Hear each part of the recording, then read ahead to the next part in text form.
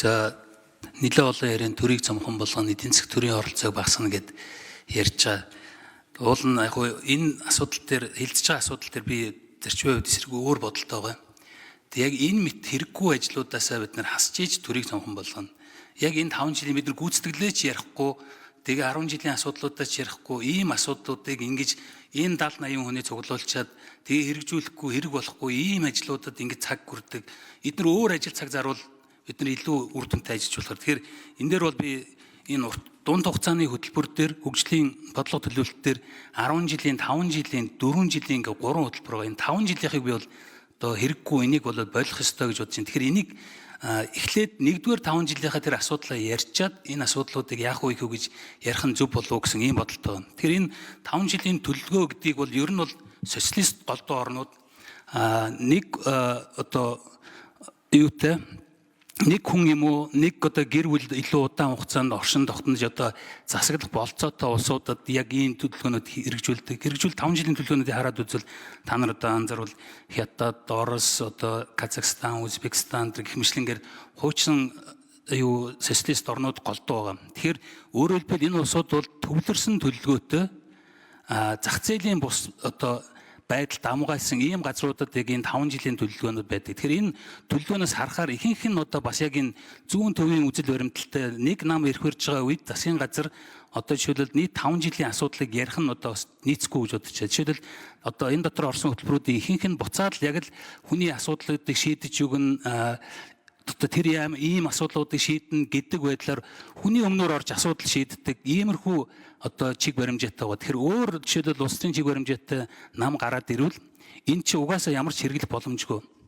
Өнгөрсөн одоо 33 жилийн хугацаанд бид нар бас өөр чиглэл рүү явъя гэж зорьсон. Бид нар бол бас одоо ингээд өнөөдрийн түвшнээс харахад бол хангалттай үр дүнд бид нар хүрээгүй байна. Одоо улс төрийн хувьд жишээлбэл бид нар намыг төрийн дээр нам байдаг гэдгийг энийг өөрчлөе гэсэн одоо өнгөрсөн хугацаанд одоо үйл явдал бол нам бол төрийн дээр байд юмаа гэдгийг бас маш тодор харууллаа. Бид нэр зах зээлийн эдийн засгийн хувийн хвшлийг дэмжинэ гэсэн өнөөдөр Монгол улсын хамгийн том компани төрийн өмчт компани. Топ 100 аж ахуй нэгж гэдэг энэ ихэнх нь бараг 90 орчим он төрөөс өгдөж зөвшөөрөл лицензээр хамааралтай, улс төрөөс хамааралтай ийм бизнесүүд байна. Тэгэхээр бид нар яг одоо энэ 5 жилийн үндсэн чиглэлийг харахаар бид нар буцаад урагшаа явдаг биш, буцаад ухардаг иймэрхүү байдалтай л байна. Тэгэхээр бид нар зогсож харахгүй бол өмнөх одоо асуудлаа улсын хурлаар ярилцахгүйгээр дахиад одоо жишээлбэл энийг ингээд үргэлжлүүлээд ярина гэдэг бол зарчмын хувьд бол одоо санд нийлэхгүй байгаа. Тэгээ яг ерөнхий сайдаас энэ чиглэлээр одоо ямар шоу бодолтойгоо ингэдийг асуумаар байгаа. Тэгээд түрүүчийн одоо энэ төр дамгаалах хандлага одоо жишээл энэ дотор байгаа тоххой төр өмнөөс нь шийддэг. Тэгэхээр энэний хамгийн гол асуудал нь болохоор хизээч буурахгүй байгаа шалтгаан нь бид нар өнгөрсөн хугацаанд улс төрийг асар үнэтэй болгосон. Улсын хурлын гишүүн болохын тулд, улс төрч болохын тулд асар өндөр үнэтэй болгосон. Энэ нь буцаад төрийн өмчт компаниудыг бууруулахгүй байх хөшөөрөг байгаа. Тэгэхээр энэ улс төрт улсын хурлын гишүүн болоход энэ төрийн асуудлыг шийдэхэд ороход энэ зардлыг бууруулахгүй бол бид нар хизээч энэ төрийн өмчт компаниудаа буулгаж чадахгүй. Тэгэхээр энэ авилгалын асуудал дээр хэрэгүүдийн тоон нэмэгдээд идэг болохоос одоо улам нэмэгдээд болсон асуудал ерөөсөө шийддэггүй. Тэгэхээр энэ үүр урхагаа зэгцлэхгүй бол бид нар гоё юм яриад бол энэ бүтэхгүй харагдаад байна. Нэгдүгээр ерөнхий сайдаас тэр асуулт байна. Хоёрдугаар энэ бусад улс төрийн намуудаас ялангуяа баруун төвийн ч юм уу үзэл баримталтай улс төрийн намуудаас энэ чиглэлээр ямар шоу санаа бодлууд ирсэн бэ гэдэг талаар бас асууя. За зан зэвсгээр ерөнхий сайд хариулъя. За энэ асуудлаар 3 үндслээр хариулъя гэж бодож байна. Нэгдүгээр засгийн газар хууль биелүүлэх үүрэгтэй. Энэ бол улсын хурлаас баталсан хөгжлийн бодлого төлөлтийн тухай хуулийн дагуу 11-р сарын 1-ний дотор 5 жилийн үндсэн чиглэлийг нийгмийн эдийн засгийг хөгжүүлэх 5 жилийн үндсэн чиглэлийг улсын хурл дөрвөн мэдүүлж мэдүүлээд 12 сарын 1-ний дотор батлах ёстой гэсэн ийм хуулийн хугацаатай. За энэ бол хууль эрх зорчин.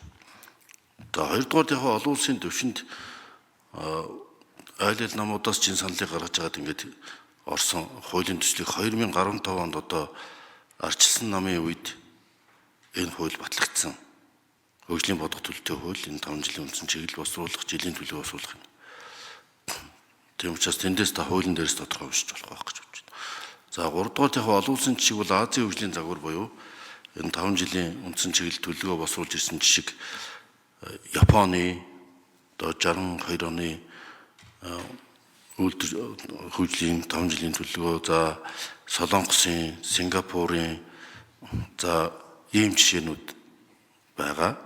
За дээр нь бол яг ийм вижн буюу одоо улсынхаа хөгжлийн ерхий чиг хандлагыг үндсэн чиглэлийг тогтоосон энэтхэгийн энэ Азийн бараг бүх улсуудад бол энэ жижиг форматыг ашиглаж хөгжлийн бодлого төлөвлөж явж байгаа орчин үеийн эдийн засгийн хөгжлийн загвар бол бас цэвэр төгс өрсөлдөөн зах зээлээс манайх төгс өрсөлдөөнтэй зах зээл биш учраас ийм бодлого төлөвлөлтийн арга механизмуудыг ашигладаг чиг хандлага дэлхийд даяар хамгаалж байгаа. За энэ бол эдийн засгийн онолын болон хөгжлийн бодлогын тусдаа асуудал. За харин энийг илүү үр дүнтэй, үр ашигтай болгож улс орныхоо хөгжлийг зөв чиглэлд хандуулж ингэж явах нь чухал. Тийм учраас өмнөх 5 жилийн үндсэн чиглэлээс сайжруулад хэмжигдэх үйц тодорхой энэ зарчимд нийцүүлээд энэ хөгжлийн бодлого төлөвтэй бол чиглэлээ гаргаж яваад ямар энэ 14 мега төслөхөд стратеги гэдэг бол 90 дараа 14 мега төслөхөд бүгд туссан байгаа. Тэгтээ аль нь дөрвж хэрэгжих юм. Бүх зүйлийг нэгэн зэрэг хийх болцоогүй. Тийм учраас улсын хөгжлийн бодлого чиглэл байх нь бол гарцаагүй. Монгол улсын үндсэн хуулийн ч гэсэн тийм тодорхой заалт бий. Даачгүй эдийн засгийн үйл ажиллагааг өөрийн улс орны онцлогт нийлүүлэн төрөөс өдөртөн чиглүүлнэ гэсэн. За ингээд Кейнсийн ч вэ, Фридман ч вэ ингээд онлын маргаан бол эдийн засгийн онлын маргаан болоо явчихна.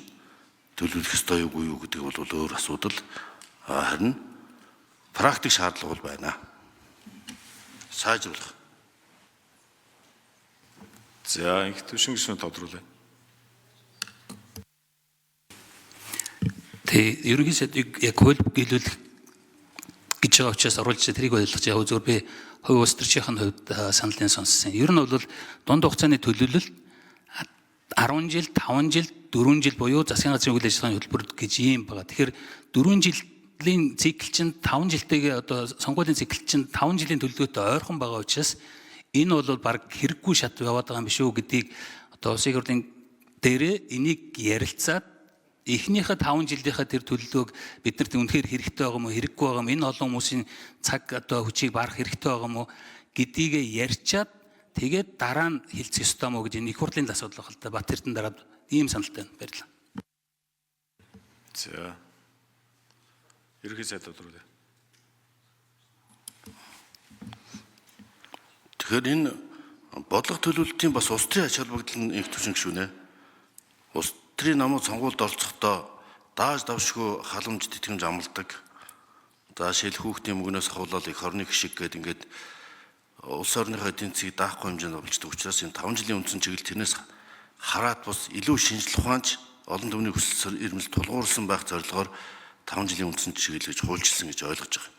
Тийм учраас энэ 5 чиглэлдээ нийцүүлж намын бүрийн хөтөлбөрүүд, сонгуулийн бүрийн хөтөлбөр боловсрогдоод тэрэн дээрээ суулж засгийн газрын үйл ажиллагааны бүрийн хөтөлбөрөөс боловсрогдож явах ёстой.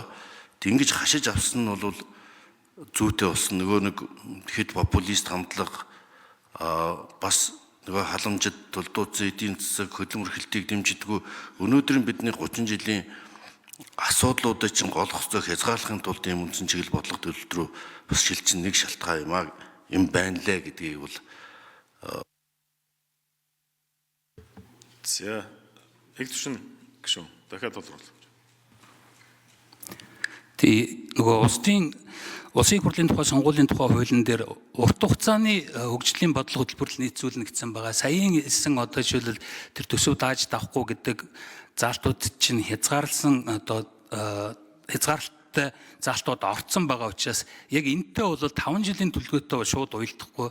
Намуудын одоо сонгуулийн бүрийн хөтөлбөр бол урт хугацааны буюу 30 жилийн алсын хараатай уялдана гэсэн яг одоо улсын хөгжлийн тухай сонгуулийн тухай хуулийн дээр ийм заалттай юм билээ. Тэр яг зөвхөн миний хувьд бол Бат Эрдэнэ даргад яг энэ асуудлаа эхний асуудлуудаа хилцчиж энэ одоо 2026-аас 30 оныхаа асуудлаа хилцүүл яасан юм бэ гэсэн ийм санал байгаа дээр хэлэх гэсэн.